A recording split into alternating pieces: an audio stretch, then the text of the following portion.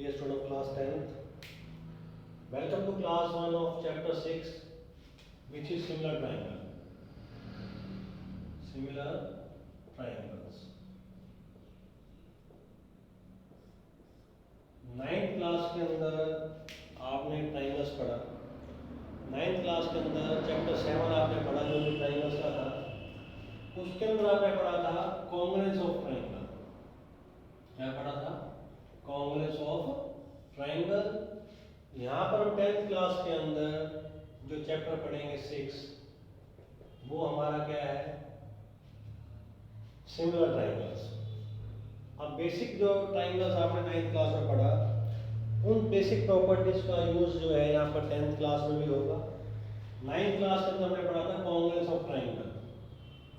9th में हमने पढ़ा था two triangles are said to be congruent. कोई भी दो ट्राइंगल कॉन्ग्रुएंट हो सकते हैं if they have same shape and same size. कोई भी दो ट्राइंगल कॉन्ग्रुएंट हो सकते हैं अगर उनका क्या है, शेप सेम है और साइज क्या है, सेम. मींस 9th क्लास के अंदर कॉन्ग्रुएंट ट्राइंगल करने के लिए जो बेसिक नीड थी वो दो थी कि कोई भी दो ट्राइंगल्स कॉन्ग्रुएंट का होता है सर्वांग सभी दृष्टि से समान. तो कोई भी दो ट्राइंगल कॉन्ग्रुएंट कहलाते थे कब? If they have same shape and same size. जब उनका शेप भी सेम होता था और साइज भी क्या होता था, सेम. अब उसके बाद आपने पढ़ा था कि कोई भी दो ट्राइंगल्स कॉन्ग्रुएंट करने के लिए देयर आर 4 कॉन्ग्रुएंस क्रिएशंस. 4 आपके पास कंडीशंस थी जिनसे हम दो ट्राइंगल्स को क्या प्रूव करते थे, congruent. First one is side side side.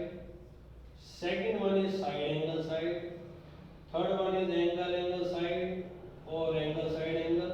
And fourth one is हम पढ़ते थे आरएचएस, यानी कि राइट हाइपोटेन्यूज साइड.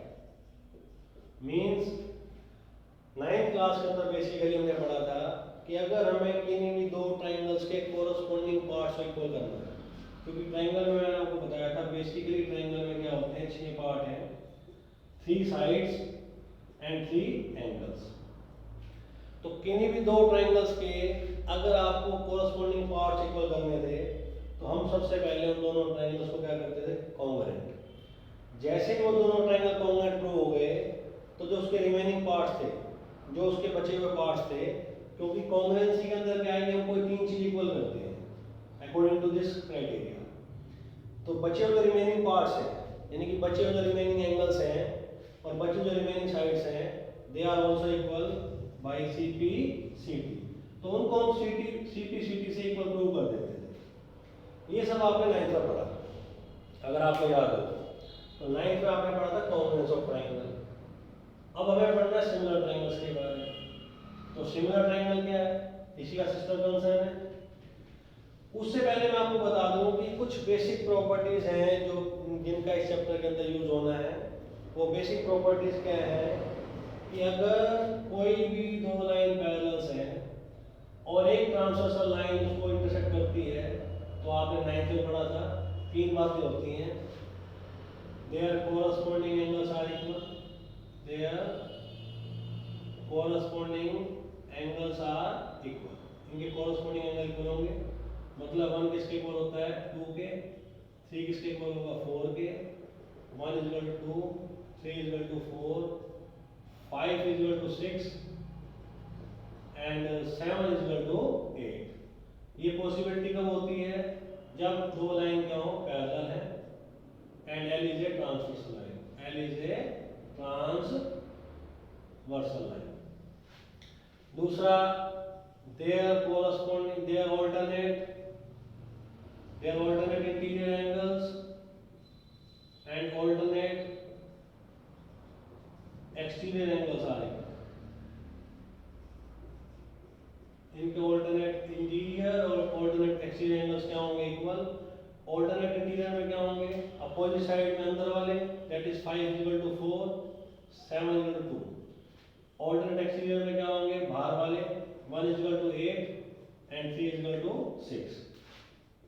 और तीसरा क्या होता है, the sum of the interior angles of the same side of a transversal is 180.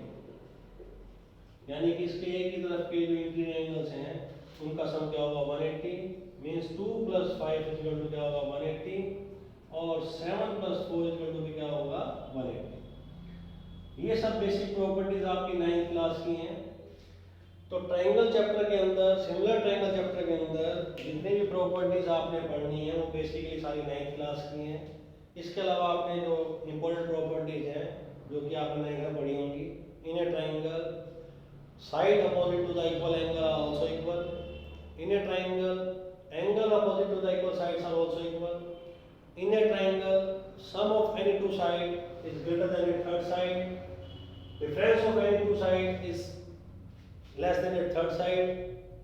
Median of a triangle bisect the opposite sides. Median divides the triangle into triangles of equal areas. And in a triangle, angle opposite to the greater side is greater and the side opposite to the greater angle is longest. तो इस तरह की basic properties थी जो आपने 9th class में पढ़ी. कुछ और बेसिक प्रॉपर्टीज भी हैं वो आपको मैंने 9th क्लास में लिखवाई थी. तो ये सब प्रॉपर्टीज आपको पता होनी चाहिए. अब हम स्टार्ट कर रहे हैं सिमिलर ट्रायंगल चैप्टर के बारे में. तो सबसे पहले हमें सिमिलर का मीनिंग समझ में आना चाहिए, क्योंकि किसी भी चैप्टर को पढ़ने के लिए सबसे पहले आपको उसका बेसिक पता होना चाहिए, उसका पता होना चाहिए कि मीनिंग क्या है. तो यहाँ पर सिमिलर का मतलब है समरूप. अभी मैंने आपको कॉन्ग्रुएंट ट्रायंगल के बारे में बताया कि कॉन्ग्रुएंट ट्रायंगल क्या था, सर्वांग सम, यानी कि सभी दृष्टि से समान. और मैंने आपको बताया कि हम किसी भी ट्रायंगल को दो तरह से देखते हैं, या तो उनके साइड से या उनके एंगल से. तो समरूप का मतलब क्या है, जिसका रूप यानी कि शेप सेम है. तो सिमिलर ट्रायंगल क्या है, two triangles are said to be similar. कोई भी दो ट्रायंगल सिमिलर हो सकते हैं if they have, two triangles are said to be similar if they have same shape. But it is not necessary they have same sides. Means कोई भी दो triangle similar कहला सकते हैं या कहे जा सकते हैं if they have same shape, जब उनकी शेप क्या होगी सेम. बट ये जरूरी नहीं है कि उनका साइज सेम. तो कॉन्ग्रुएंसी और सिमिलरिटी के अंदर जो मेजर डिफरेंस है वो क्या है कि कोई भी दो ट्रायंगल कॉन्ग्रुएंट होने के लिए बेसिकली दो कंडीशन फुलफिल होनी चाहिए कि दे have same shape and same size. लेकिन सिमिलरिटी के लिए क्या है, सिर्फ एक नेसेसिटी कंप्लीट होनी चाहिए कि दे have same shape. It is not necessary, ये जरूरी नहीं है कि दे हैव सेम साइज. मींस अगर दो ट्रायंगल हैं, एक ट्रायंगल दूसरे ट्रायंगल से साइज में छोटा है या बड़ा है, तो इट मीन्स वो कॉन्ग्रुएंट नहीं हो सकता, लेकिन क्या हो सकता है, सिमिलर. तो इसी तरह से एवरी कॉन्ग्रुएंट ट्रायंगल, हर कॉन्ग्रुएंट ट्रायंगल सिमिलर हो सकता है, but every similar triangle is not a congruent triangle. क्योंकि अगर कोई दो ट्रायंगल इक्वल हैं तो वो कॉन्ग्रुएंट हो सकते हैं, साथ ही साथ सिमिलर भी हो सकते हैं. लेकिन दो सिमिलर ट्रायंगल जरूरी नहीं है कि कॉन्ग्रुएंट हो, क्योंकि अगर एक ट्रायंगल छोटा है और एक ट्रायंगल बड़ा है तो वो सिमिलर हो जाएगा लेकिन वो कॉन्ग्रुएंट नहीं होगा. उसके बाद अगर आपको एक क्वेश्चन में गिवन है कि कोई भी दो ट्रायंगल क्या है, सिमिलर है. If two triangles are similar, अगर हमें गिवन है कि कोई भी दो ट्रायंगल सिमिलर है तो हम कह सकते हैं then their corresponding angles are equal and their corresponding sides are in same proportion.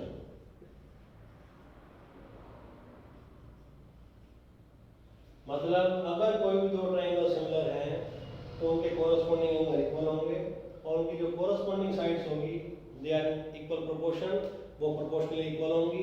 क्योंकि मैंने आपको बताया एक ट्राइंगल छोटा है और एक ट्राइंगल बड़ा है, तो वहां पर वो दोनों ट्राइंगल सिमिलर हो सकते हैं। तो सिमिलरिटी के लिए जो साइन है वो क्या है, अगर कोई दो ट्राइंगल सिमिलर है, जैसे ट्राइंगल ए बी सी आपको सिमिलर गिवन है, ट्राइंगल पी क्यू आर के सिमिलरिटी का साइन है।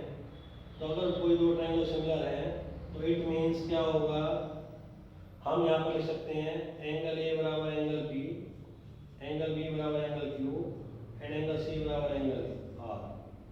साथ ही साथ हम लिख सकते हैं कि side A B upon P Q, क्योंकि जो कोरस्पॉन्डिंग साइड्स है मीन्स यहाँ पर ए बी लेंगे, ए बी की कोरस्पॉन्डिंग क्या लेंगे पी क्यू, बी सी की कोरस्पॉन्डिंग क्यू आर और ए सी की कोरस्पॉन्डिंग पी आर, इनका प्रोपोर्शन आपस में क्या होगा, इक्वल होगा। तो रीजन क्या लिख देंगे by C P S T. तो सी पी एस टी की फुल फॉर्म यहाँ पर क्या बनेगी, corresponding parts of similar triangles. तो ये आपका सिमिलर का बेसिक है कि अगर कोई भी दो ट्राइंगल सिमिलर तभी हो सकते हैं जब उनकी क्या हो, शेप सेम हो। ये जरूरी नहीं है कि उनका साइज सेम हो। सेकंड, अगर कोई भी दो ट्राइंगल हमें सिमिलर दिए गए हैं तो इट मीन्स उनके कोरस्पॉन्डिंग एंगल इक्वल होंगे और उनकी जो कोरस्पॉन्डिंग साइड्स होंगी वो सेम प्रोपोर्शन में होंगी। Means triangle A B C और अगर ट्राइंगल पी क्यू आर आपको सिमिलर दिए गए हैं, गिवन है, तो आप इनके कोरस्पॉन्डिंग एंगल्स को इक्वल लिख सकते हैं और आप इनकी कोरस्पॉन्डिंग साइडों का प्रोपोर्शन इक्वल भी लिख सकते हैं। यहाँ पर साइडों की लेंथ इक्वल है या नहीं है, क्योंकि अगर दोनों ट्राइंगल सेम साइज के होंगे तो इनकी लेंथ इक्वल होगी, तो इनका प्रोपोर्शन 1 हो सकता है। नहीं तो क्या है, छोटे बड़े हैं तो इनकी जो लेंथ का प्रोपोर्शन है वो इक्वल होगा। मीन्स मान लीजिए 2 है, ये 4 है, तो इनका रेशियो 1/2 है। तो इधर जो साइड आएंगे उनका रेशियो भी क्या होगा, सभी का 1/2 होगा। अब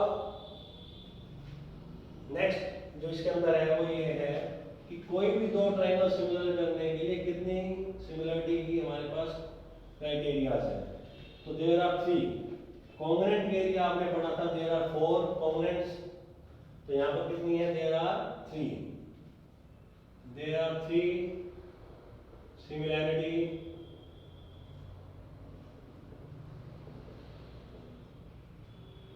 first one is angle.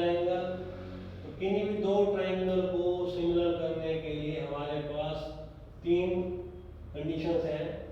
First one is angle या एंगल।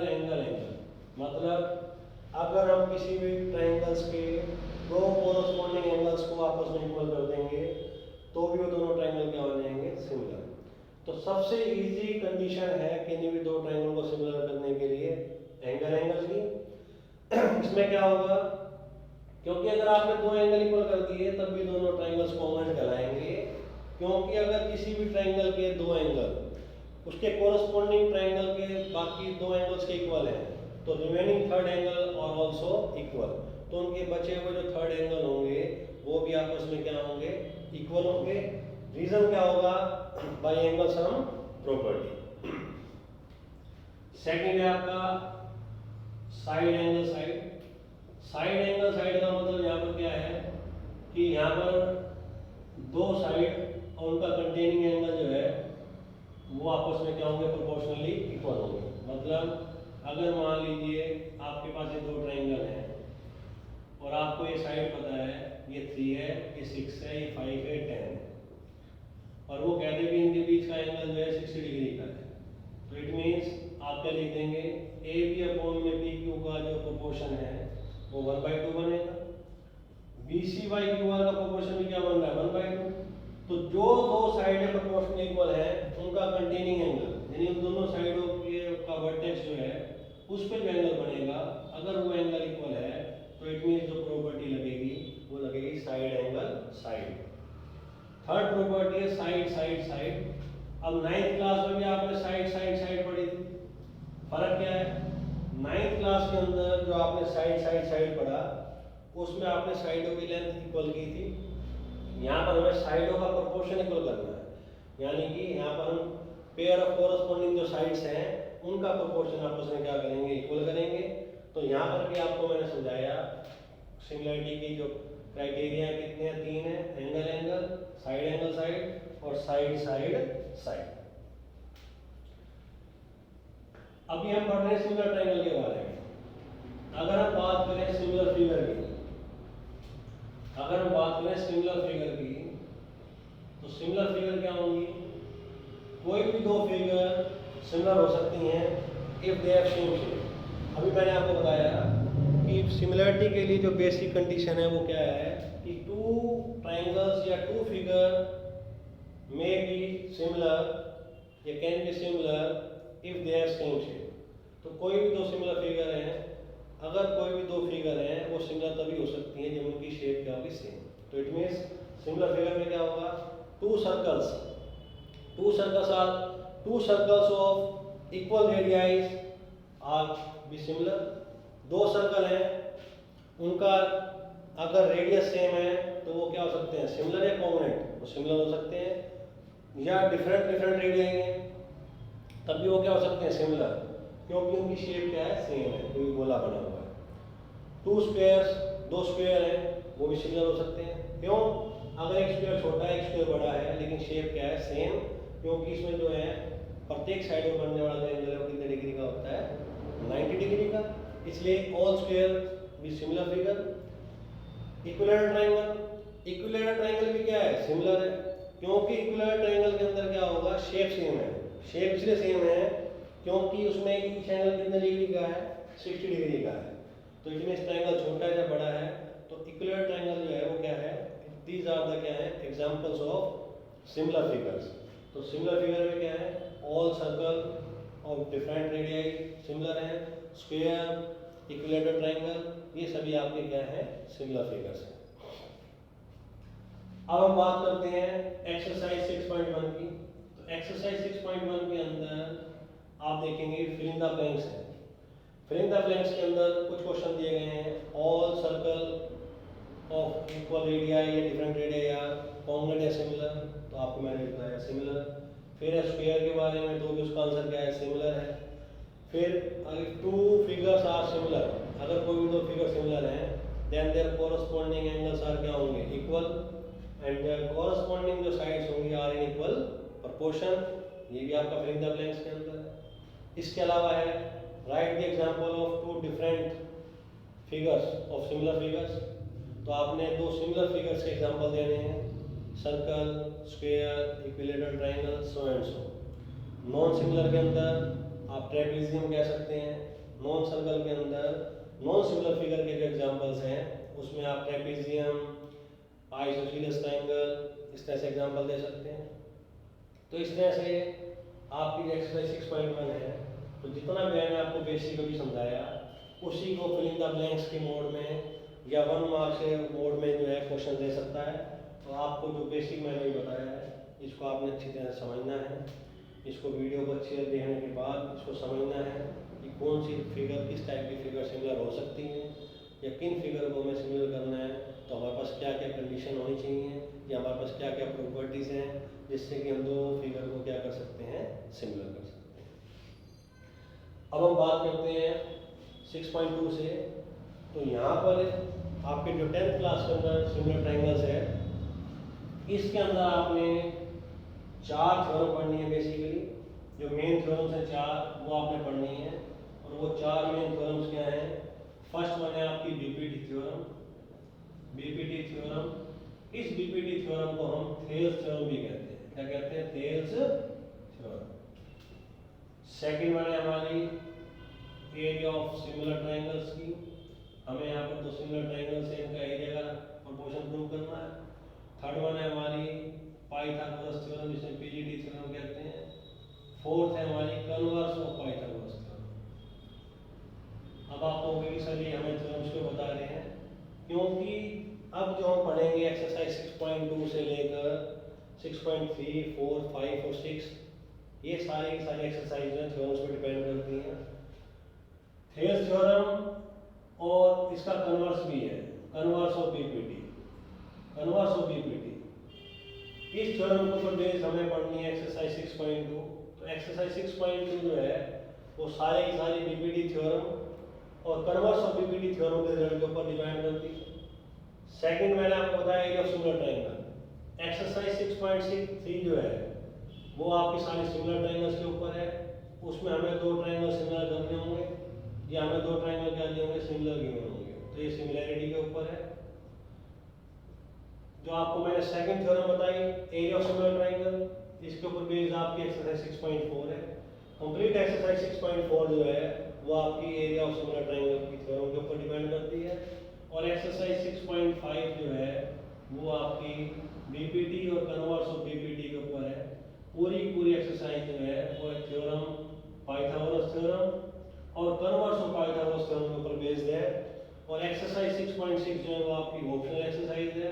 ऑप्शनल एक्सरसाइज में क्या होगा, इसमें हम एक थ्योरम पढ़ेंगे एंगल बाइसेक्टर थ्योरम, जिसमें इसमें दो क्वेश्चन बेस्ड हैं।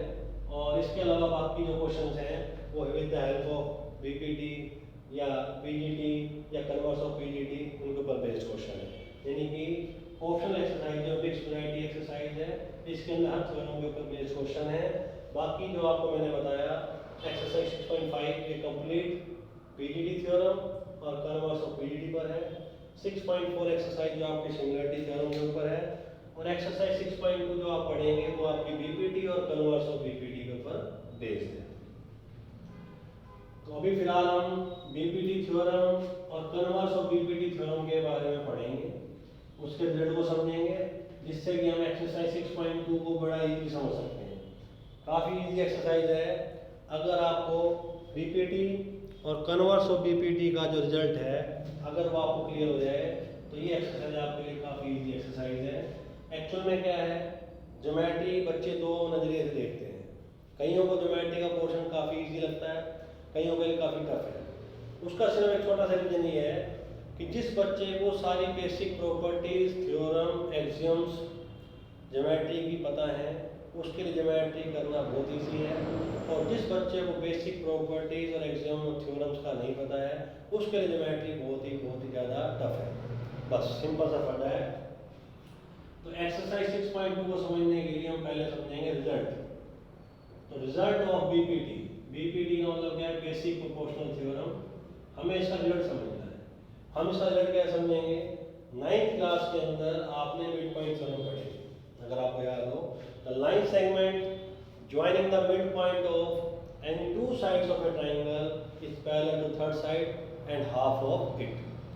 यहाँ पर हमें पढ़ना है बेसिक प्रोपोर्शनल थ्योरम यानी कि बीपीटी।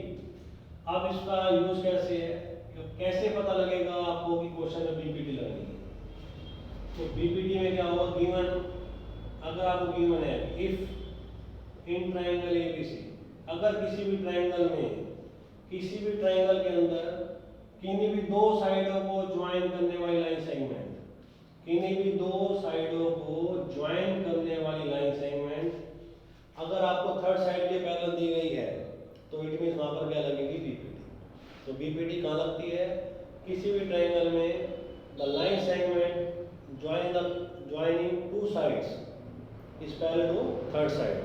किन्हीं भी दो पॉइंटों को ज्वाइन करने वाली लाइन सेगमेंट, किन्हीं भी दो लाइन सेगमेंट को ज्वाइन करने वाली लाइन सेगमेंट अगर उस थर्ड साइड के पैरेलल है तो वहां पर क्या लगेगी, बीपीटी। यानी कि इफ इन ट्रायंगल एबीसी आपको गिवन है कि डी इसके पैरेलल है बीसी के, तब आप यहाँ पर बीपीटी लगा सकते हैं। तो बीपीटी से क्या होगा, ये जो दोनों साइडें हैं दे आर प्रोपोर्शनली क्या होंगी, इक्वल। मींस एडी अपॉन में डीबी जो है वो किसके इक्वल होगा, ए अपॉन में ईसी के। हम कैसे लिख देंगे, बाई बीपीटी। तो कुल मिला के किसी भी ट्रायंगल में आपने देखना है कि ये साइड प्रोपोर्शन में है नहीं है। अगर ये लाइन इसके पैरेलल है तो इट मींस ये साइड आपस में क्या होंगी, प्रोपोर्शन में इक्वल होंगी। रीजन क्या लेते हैं हम, BPT. Result of converse of BPT, result of converse of BPT. अब हम पढ़ेंगे बीपीटी का कन्वर्स का रिजल्ट, ये इसका उल्टा है।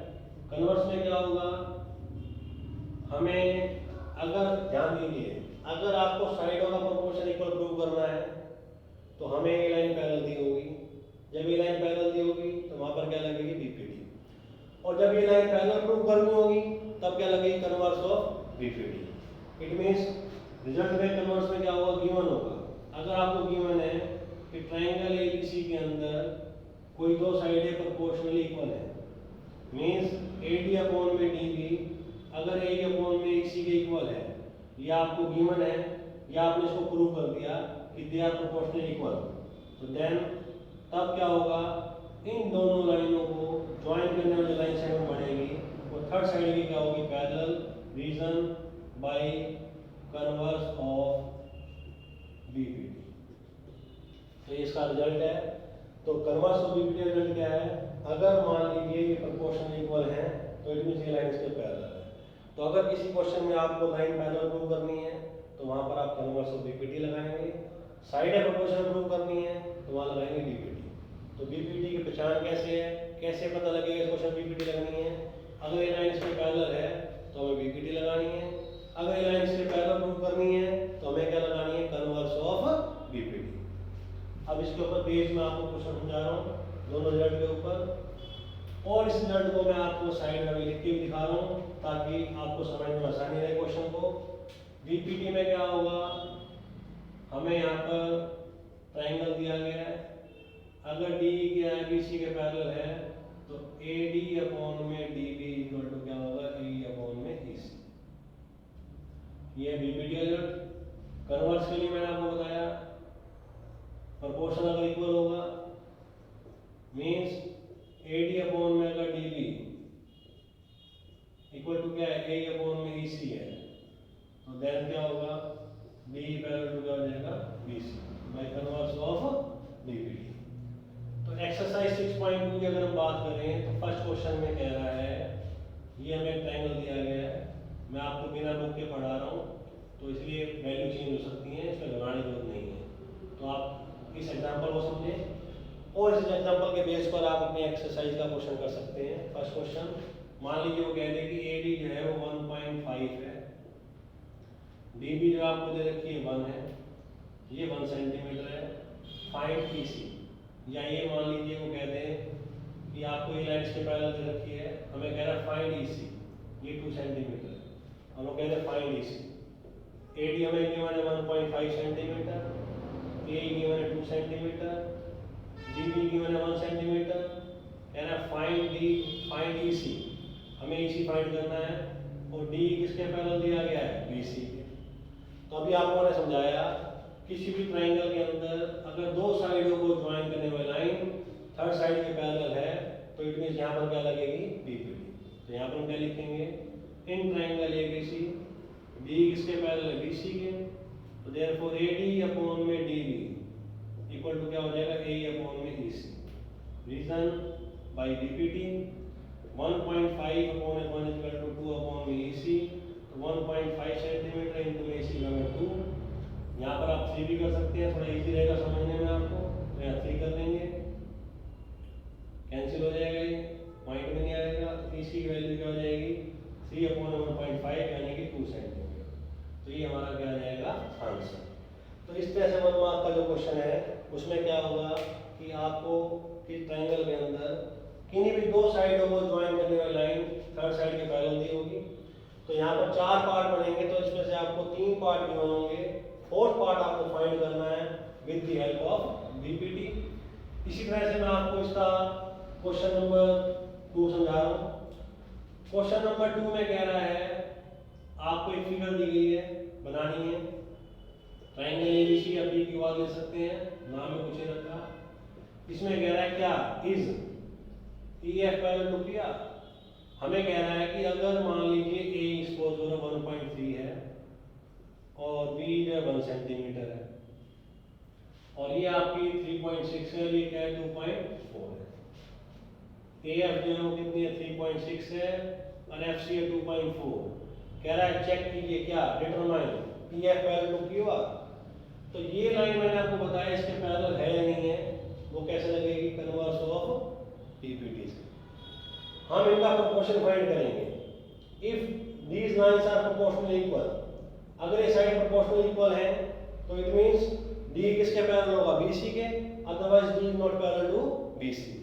तो यहाँ पर हम AE अपॉन में BE का प्रोपोर्शन निकाल लेंगे, दैट इज आएगा 1.3 अपॉन 1 सेंटीमीटर। हम निकालेंगे ए एफ अपॉन में एफ सी, जो कि आपका आएगा 3.6 अपॉन में 2.4। यहाँ पर सोल्व करने पर क्या आ जाएगा 3/2, यानी ए एफ अपॉन में एफ सी जो है वो कितना आ जाएगा 1.5 अपॉन में 1।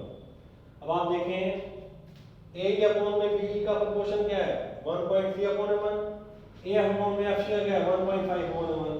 तो ए अपॉन में बी का जो प्रोपोर्शन है नॉट इक्वल टू क्या है ए अपॉन में एफ सी। तो देखो क्या होगा E F is not parallel to B C. तो ये लाइन इसके पैरेलल नहीं होगी, क्योंकि मैंने आपको भी समझाया ये लाइन इसके पैरेलल तभी होगी जब इन साइडों का प्रोपोर्शन आपस में क्या होगा इक्वल। तो ये जो आपको मैंने एग्जांपल समझाए ये 1 मार्क के क्वेश्चंस हैं। इससे आपके एक्सरसाइज 6.2 के अंदर आपका क्वेश्चन नंबर 1 और 2 बड़ा इजी हो जाएगा। तो इस क्लास के अंदर मैंने आपको बेसिक समझाया, रिजल्ट ऑफ बीपीटी और कन्वर्स ऑफ बीपीटी का रिजल्ट समझाया, उसके ऊपर आपको मैंने बेस क्वेश्चन समझाए। अब आप इन क्वेश्चंस की प्रैक्टिस करेंगे। अगली क्लास में हम इसको आगे कंटिन्यू पढ़ेंगे, यानी 6.2 को कंटिन्यू पढ़ेंगे। तब तक आपने इसको इजीली देखना है, अच्छे ढंग से देखना है, समझना है, इन क्वेश्चंस की क्या करनी है प्रैक्टिस करनी है। थैंक्स।